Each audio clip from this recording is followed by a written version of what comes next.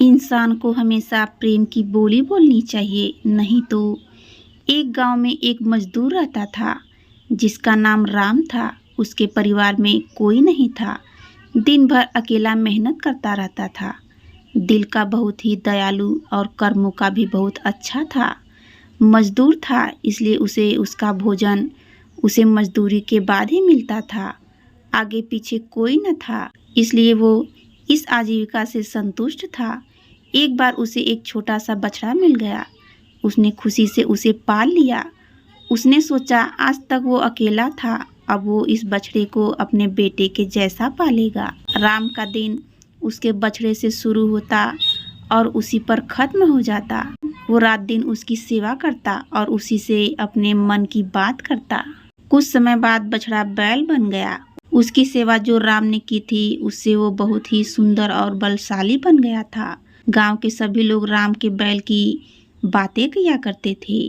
किसानों के गांव में बैल की भरमार थी, पर राम का बैल उन सब से अलग था। दूर दूर से लोग उसे देखने आते थे। हर कोई राम के बैल के बारे में बातें कर रहा था। राम भी अपने बैल से एक बेटे की तरह ही प्यार करता था। भले खुद भूखा हो जाए, लेकिन उसे हमेशा पेट भर खिलाता था। एक दिन राम के स्वप्न में शिव का नंदी बैल आया। उसने उससे कहा, राम तुम एक निस्वार्थ सेवक हो। तुमने खुद की तकलीफ को छोड़कर अपने बैल की सेवा की है, इसलिए मैं तुम्हारे बैल को बोलने की शक्ति दे रहा हूँ। इतना सुनते ही राम जाग गया और बैल के पास गया। उसने बैल को सहलाया और मुस्कुराया कि भला एक बैल बोल कैसे सकता है। तभी अचानक आवाज आई, बाबा आपने मेरा ध्यान एक पुत्र की तरह रखा है। मैं आपका आभारी हूँ और आपके लिए कुछ करना चाहता हूँ। यह सुनकर राम घबरा गया। उसने खुद को संभाला और तुरंत ही बैल को गले लगाया। उसी समय से वह अपने बैल को नंदी कहकर पुकारने लगा। दिन भर काम करके आता और नंदी से बातें करता। गरीबी की मार बहुत थी। नंदी को तो राम भर पेट दे देता था, लेकिन खुद भूखा सो जाता था। यह बात नंदी को अच्छी नहीं लगी। उसने राम से कहा कि अगर वो नगर के सेठ के पास जाए और शर्त रखे कि उसका बैल नंदी 100 गाड़ी खींच सकता है और शर्त के रूप में सेठ से 1000 मुहरे ले लेना। राम ने कहा, नंदी तू पागल हो गया है? भला कोई बैल इतना भारी कैसे खींच सकता है? मैं अपने जीवन में खुश हूँ, मुझे यह नहीं करना। लेकिन नंदी के बार बार आग्रह करने पर राम को उसकी बात माननी पड़ी। एक दिन डरते डरते राम सेठ दीनालाल के घर पहुंचा। दीनालाल ने उससे आने का कारण पूछा। तब राम ने शर्त के बारे में कहा। सेठ जोर जोर से हंसने लगा। बोला, राम बैल के साथ रहकर क्या तुम्हारी मति भी बैल जैसी हो गई है? अगर शर्त हार गए तो 1000 मुहरे के लिए तुम्हें अपनी झोपड़ी तक बेचनी पड़ेगी। यह सुनकर राम और अधिक डर गया। मुंह से निकली बात पर मुकर भी नहीं सकता था। शर्त का दिन तय किया गया और सेठ दीनालाल ने पूरे गांव में ढोल पिटवाकर इस प्रतियोगिता के बारे में गांव वालों को खबर दी और सभी को यह अद्भुत नज़ारा देखने बुलाया। सभी खबर सुनने के बाद राम का मजाक उड़ाने लगे और कहने लगे कि यह शर्त तो राम ही हारेगा। यह सब सुनकर राम और अधिक डरने लगा और उसे नंदी से घृणा होने लगी। वो उसे कोसने लगा, बार बार उसे दोष देता और कहता कि कहाँ मैंने इस बैल को पाल लिया, मेरी अच्छी भली कट रही थी, इसके कारण सर की छत से भी जाऊंगा और लोगों की थू थू होगी वो अलग। अब राम को नंदी बिल्कुल भी रास नहीं आ रहा था।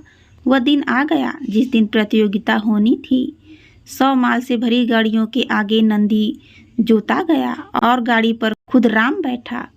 सभी गांव वाले यह नज़ारा देखकर हंस रहे थे और राम को बुरा भला कह रहे थे। राम ने नंदी से कहा, देख तेरे कारण मुझे कितना सुनना पड़ रहा है। मैंने तुझे बेटे जैसा पाला था और तूने मुझे सड़क पर लाने का काम किया।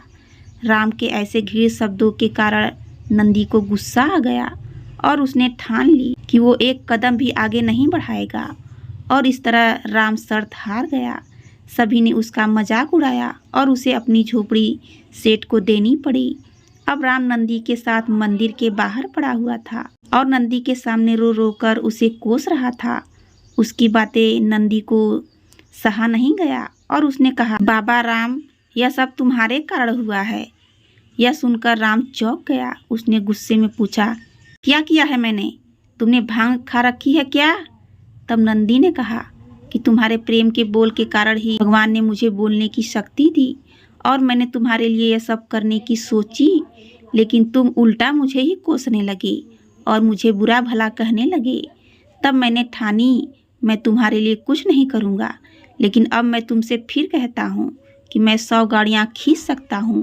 तुम जाकर फिर से शर्त लगाओ और इस बार अपनी झोपड़ी और 1000 मुहरे की शर्त लगाना। राम वही करता है और फिर से शर्त के अनुसार 100 गाड़ियाँ तैयार कर उस नंदी को जोता जाता है और फिर से उस पर राम बैठता है और प्यार से सहलाकर उसे गाड़ियाँ खींचने के लिए कहता है। और इस बार नंदी यह कर कर दिखाता है, जिसे देखकर सब स्तंभ रह जाते हैं और राम शर्त जीत जाता है। सेठ दीनालाल उसे उसकी झोपड़ी और 1000 मुहरे दे देता है। धन्यवाद।